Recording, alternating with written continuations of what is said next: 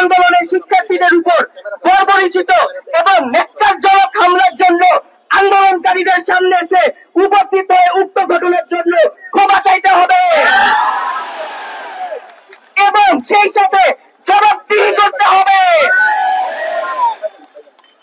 2, প্রজ্ঞাপনের মাধ্যমে ইতিপূর্বে গঠিত কমিটিকে আমরা আমাদের প্রতিনিধিত্বের অনুপযুক্ত মনে করি। উক্ত কমিটিকে আমরা প্রত্যাখ্যান করলাম। অনতিবিলম্বে বিশ্ববিদ্যালয়ের শিক্ষক প্রতিনিধি সহ প্রকৌশল অধিকার আন্দোলনের স্টেক হোল্ডারদের সাথে নিয়ে কমিটি সংস্কার করে পেশকৃত 3 দফা দাবিকে দ্রুততম সময়ের মধ্যে মেনে নির্বাহী আদেশের মাধ্যমে প্রজ্ঞাপন জারি করতে হবে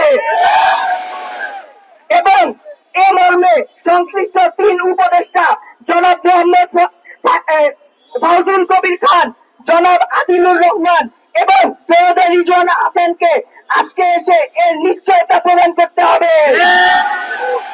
3, হামলায় আহত সকল শিক্ষার্থীদের চিকিৎসার ব্যয়ভার সরকারকে বহন করতে হবে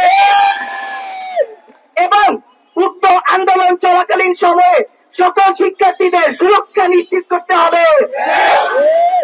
পুলিশ দিয়ে এই যৌক্তিক আন্দোলনে আর কোন প্রকার হামলা করা যাবে না। পুলিশ দিয়ে আন্দোলন, পুলিশ দিয়ে আন্দোলন, পুলিশ দিয়ে আন্দোলন।